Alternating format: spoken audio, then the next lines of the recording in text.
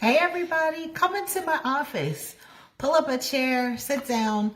Listen, I want to come to you live because I want to talk to you about what you have to understand if you're looking to purchase real estate and you have low credit scores. You got to play this game right. And some of the DMs that I'm getting, some of y'all are sliding into my DMs asking certain questions, and I can tell like, oh no, this person does not understand the game and they're about to play it all wrong. Don't play it wrong. Hey, Anita. So listen, y'all, come on in. I want to talk to you about how to play the game of purchasing real estate if your credit scores are low. You need not be ashamed of that. It's not a big deal. Well, it is a big deal. It is a big deal because you should have great credit. If you are paying your rent every month, then you are worthy to own a home because you've proven that you can pay a mortgage.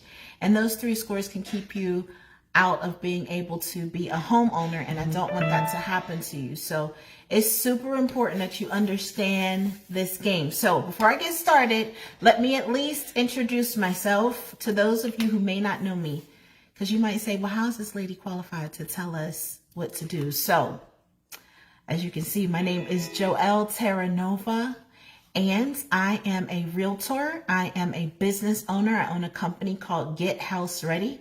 That company is there to help people get ready to purchase a home if they may be having some issues getting qualified. I am a what's called a SRS, which stands for Sellers Representative Specialist. So I also specialize with helping people to sell their home. I am an ABR, which is an accredited buyer's representative. So I am an expert at helping buyers. I am a RENE, which is a real estate negotiations expert. I am also a ALHS, which is an accredited luxury home specialist. I love, love, love luxury homes. So as you can see, real estate is my passion. I have educated myself and continue to do so. And hopefully very, very soon, I will have the coveted title of broker. Yay. Okay, so I love what I do, super passionate. And I think what I love more than real estate is helping people, helping to open their eyes to what is really going on. Because I have this saying when I coach people. As a coach, right, when you have a sports coach, the goal of the coach is to help the team win the game, right? And the coach has a very unique perspective where other people don't. And so when I coach people in real estate that are really looking to win, buy their first home, whatever it is they're looking to do, sell a home, get their credit right, get pre-approved, I say, in order to win this game, you must understand the game and understand the players in the game and their objectives, right? So if 2 teams are playing against each other in the Super Bowl, don't they study each other? Don't they study each other's moves? Don't they clearly understand what the objectives are, play by play, quarter by quarter? The end objective is to win the game. I need to help you understand the players when it comes to real estate. If you are someone who is looking to purchase a home, but you're having a hard time because your credit scores are low or your DTI, which is debt to income ratio, is too high, please stop messaging me talking about, I just want to buy a house. This is how I want to do it. It doesn't work based on how you want to do it. There are rules to the game. And when you learn to respect the rules of the game, you're going to find that you're going to win more at this game when you educate yourself as to the rules and how the whole thing works. So there's a secret. There's a secret to how this thing works that I'm going to talk to y'all about. So it's important that you understand 4 key people, what their objective is, what they do, so that you can play this game correctly. A lot of y'all not playing the game correctly. So who are the 4 people? Number 1, you got to make sure that you understand who the realtor is. What does the realtor do?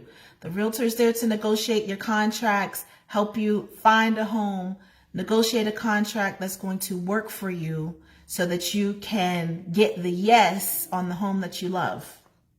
Now you got your loan officer. Your loan officer is there to suggest different products, loan products, ways to structure the deals so that you can get the money that you need.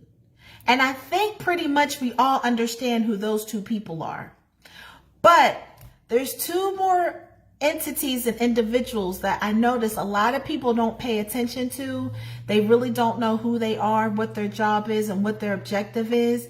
And those are the people that you got to understand what the heck they're doing that's going to get you into a home. Who are those people? Number one person. You ready? You ready?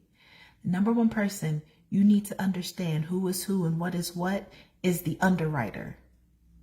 You probably will never ever talk to the person. They're very ambiguous. They're like men in black. If you do talk to them, they're going to point some shiny thing at you and press the button and you're going to forget all about it. To date, I've been in real estate for 15 years. I have yet to speak to an underwriter. Never happened. But I bet you one thing. I know who they are and I know what their objective is. All right. So I want you to hear this. This is super important. The underwriter's job is to make sure that the file that is composed for you is as squeaky clean as humanly possible. And you might say, what do you mean squeaky clean? What are you talking about? They want to make sure that that file paints you as a superstar. And you might say, well, why is that? Isn't it the underwriter's objective is really, they really don't want to give me any money. They want to deny the loan. They want blood samples and urine samples and my firstborn child. And they keep asking me for this and they asking me for that. And it doesn't even make sense. And they seem like they're mean in their emails and they don't even want to talk to me. They send somebody else. You all understanding the underwriter means that you understand the other entity that's super, super important in all of this. And this is the bank itself. So in playing this game and understanding who everybody is, you have to understand their objectives. So ask yourself this one very important question. How does the bank make money? A lot of you all don't understand it correctly because the answer that you come up with is the bank makes money by charging me interest on the loan. And that's how they make money. While in essence, that is true, it really, really is not. That is not how they make their money. So understanding the underwriter, understanding the bank, and understanding how the bank makes money is important. So we just talked about the underwriter and that their job is to make your file look squeaky clean. Why is that? You have to understand the bank. Most banks, how they make money is immediately that the loan is closed, they sell your loan to an investor. All right. So for the purposes of understanding the concept, I'm going to give you some numbers. This is totally a hypothetical scenario. These are totally made up numbers. I just want to paint the picture so you can understand it, right? So let us pretend that I just went and I'm going to buy a house for $100,000. I'm just using easy numbers, you all, for the sake of my brain, okay? So $100,000 loan for a house. I plan to pay over a 30-year period. And let's just say I have a 5% interest rate. Over a period of 30 years, paying in and out every single month, 30 years. At the end of the 30 years, I'm going to wind up paying way more than $100,000 back, right? Let's just hypothetically say that over the life of the 30 years, the grand total that I'm paying back is $300,000. Again, purely hypothetical. I'm just using these easy numbers. So the bank just gave me $100,000. And that $100,000 is now worth $300,000. So what if the bank were to say, you know what, we're going to take this lady and her $100,000 loan. It's worth $300,000, but we're going to sell it to this investor for $200,000. You all, if they gave me 100 and turn around the next day and sell my loan for 200,000 because it's worth 300. That's how they make money. They make money quick. You see how that happened? Now they're using that to loan to the next person and loan to the next person, and the cycle goes on. But here's the thing, you all. In order for them to sell my loan to an investor, they're going to have to make sure that I look like a rock star to that investor. If the investor is looking at my file that the underwriter has just said this is a great file, and there's all kind of holes in the file, I haven't worked for the last 2 years, I got a 400 credit score, I got a bankruptcy, I got a judgment. If you were the investor, would you want to purchase my loan for $200,000? Probably not, right? So the underwriter wants to make sure that he or she is giving the stamp of approval on a file that is sellable, right? On a file that is sellable. Nobody wants to buy something. If I had a brand new couch, listen, y'all, I just bought this brand new leather couch just the other day. Listen, I'm just going to give this thing away. You can come get it. I bought it for $500, but you can buy it for $100. What if you come and look at the couch? There's holes in it. My cat done used it for their litter box. There's food stains all over the place. My son jumped all up and down on it and put holes in it and busted the springs in it. There's no value in that. Who wants that? Stop thinking that somebody should hand you something when what you have in return does not warrant something that somebody wants. We have to make sure that that file that we put together makes you look like a rock star, so that the bank says, yes, give her the money because we are selling that loan to this investor over here. And that's how we, the bank, are going to win. When you understand that, you can stop DMing me and say, no, I just want to buy a house with bad credit. I don't want my file to look good. I just want somebody to accept that as it is. Would you accept that? Would you do that? Would you spend money, good money, 2 times the value of the original value, even if you stand to make money? Would you do that? Would you invest in something that when you look at it, you clearly see that there is zero return on your investment, that you are going to be the only one losing in this? Who does that? Nobody. So there's a process and there's rules to this to make it work. Does that mean that you have to be treated like a second-class citizen because your credit scores are low? Absolutely, positively not.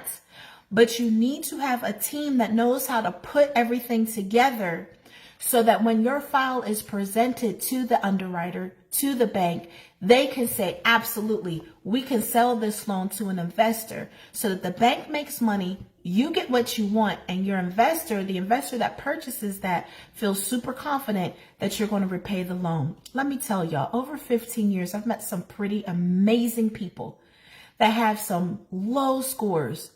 But as sure as God made little green apples, those individuals have never, ever missed paying a rent, paying their mortgage, paying for the roof over their head. Maybe life has happened to them, but they're good people.